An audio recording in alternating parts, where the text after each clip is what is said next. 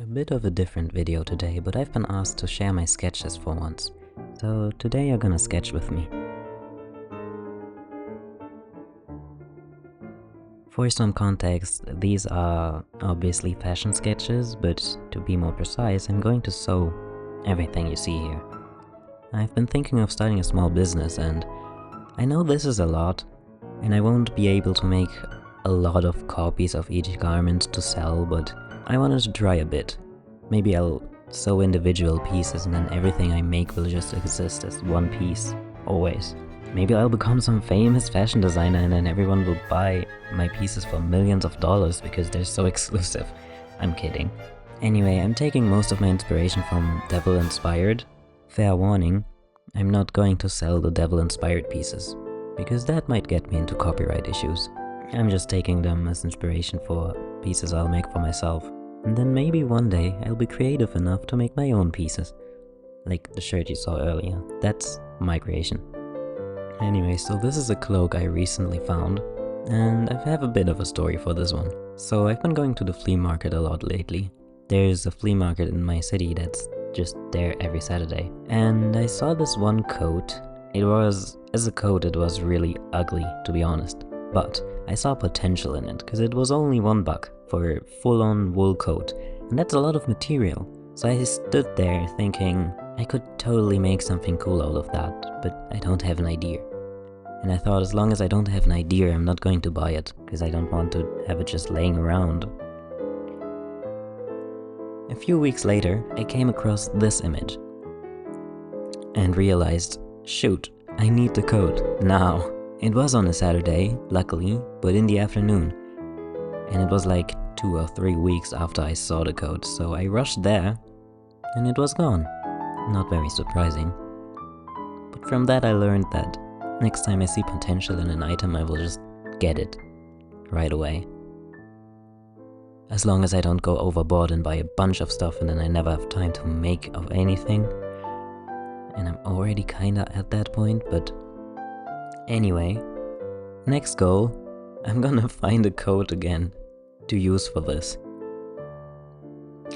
And now, to be honest, I probably wouldn't even wear a coat like this outside in real life, but I've been wanting to cosplay Sebastian's version of the 4th season, where he dresses up as a little teacher, and the coat would be kind of perfect for that.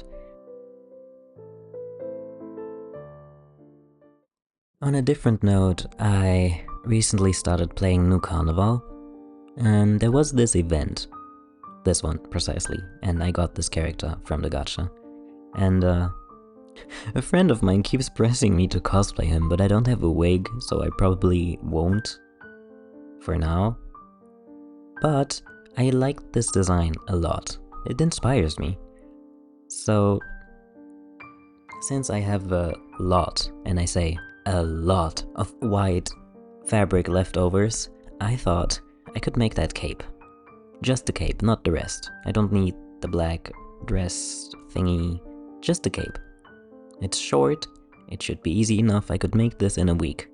Also, there are devil-inspired pieces that are similar to this cape, so I just took inspiration from this one for the backside, since I can't see the character from the back. I think the character doesn't have a hood on his cape, but that's what creative freedom is for, right?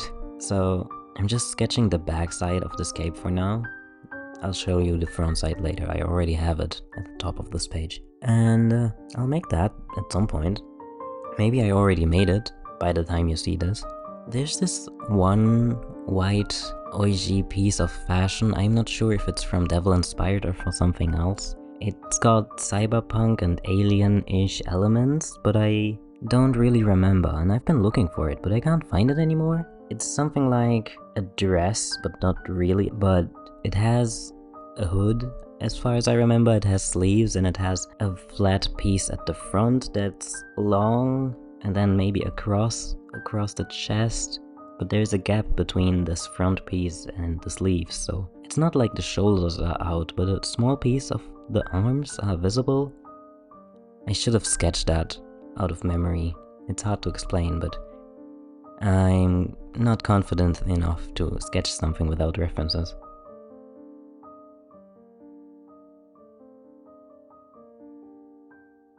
Anyways, there's the front part of the cape I was talking about, up there. Now, I also found a different piece. It's a jacket, or at least so I thought, but after doing some research, it's just a vest. But again, creative freedom, so I'm just going to make a jacket that looks like this. I really hope I'm not overdoing myself. I have all of these designs I want to sew, but sewing is more exhausting than you think. Like, I've been sewing for the past week and my hands hurt like hell. I'm forced to take a break because my hands... So making all of these will probably take a lot longer than I expect. But I hope I won't give up on any of them. Also, if I make all of them, it will be too much for me to wear. So I am most definitely going to sell some of them. Or I will replace some of my own clothes with these and then sell mine. We will see.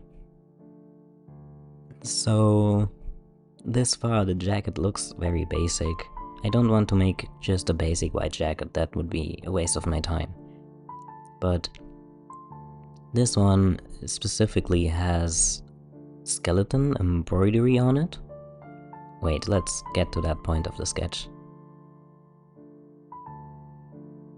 Now then, this is what I meant. It has some kind of skeleton embroidery at the front and at the back. We will get to that later, but from the reference picture, this looks like a fish skeleton, if you reference the back piece, but in the front it's just a rib cage.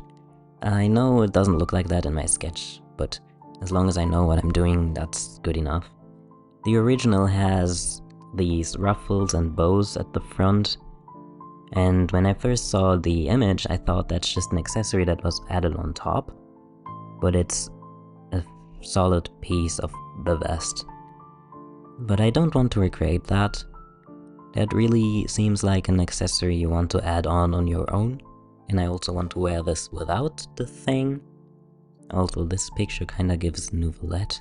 Anyway, so I'm going to make the jacket without the bow. And then, if I want to, I'll make a separate bow that I can just clip on whenever, but I think I'll mainly use this without it.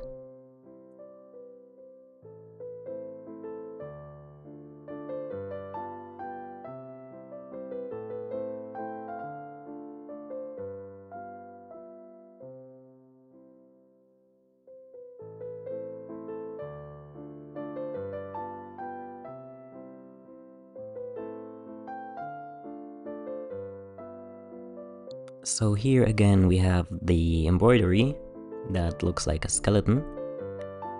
I could either make this as embroidery, or I could just make ribbons and bows that I attach as like a 3D structure.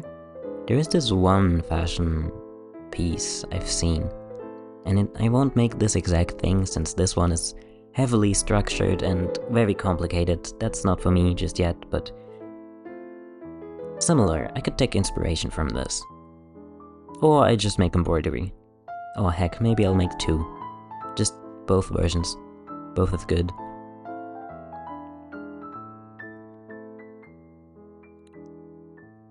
I don't know if people think like that, but I assume that there's at least one person out there who sees all the things I plan for myself and thinks, bro, how do you even do all of that?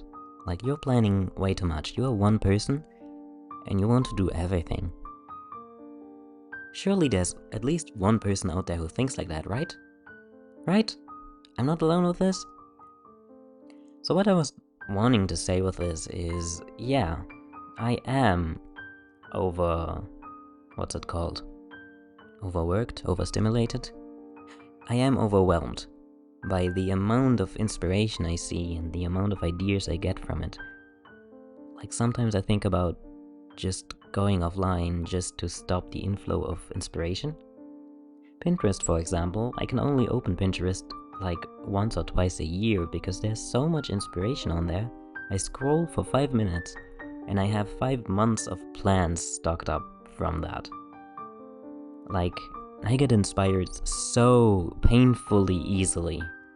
And whenever friends suggest something or make me realize that I could make a thing that I didn't think I could make, I get this kind of burning feeling inside of me. I don't know how to describe it, but I get this idea and then I automatically start to brainstorm how to do this and when to start and what I need for it. And then it adds up with more ideas, and then there's these 10 layers of ideas in my head that just get cooked up at the same time, and I get so overwhelmed. I like having ideas and I like making stuff, and I'm glad that I'm so creative, but my god, it gets painful sometimes. Like, if I were a little bit more sensitive, I would easily get headaches every time. And I do. I get dizzy from it.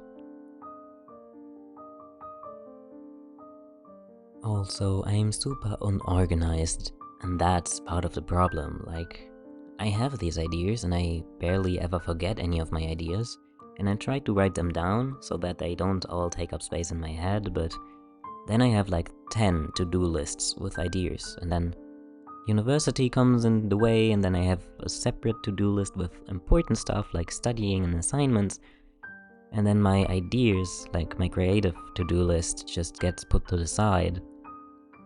And then it just keeps getting layered with more lists of ideas, and once I have time again, I have this book of ideas, basically. And I can't do all of it. Like, there are some crafting ideas that I've been piling up for years. Like, just recently I made something that I was planning to do for 3 years. Also, sometimes ideas get trashed, because if it takes too long, I might lose interest. So, idea planning is just really not my forte. But I've been managing, as much as you could call this managing, I guess. What am I saying? I like who I am, and I like my hobby and my creativity, and I like that people on the internet are starting to enjoy this and appreciate me for it and stuff. Like, all of this is great, but I wish I was just a little bit more organized. It would make things easier.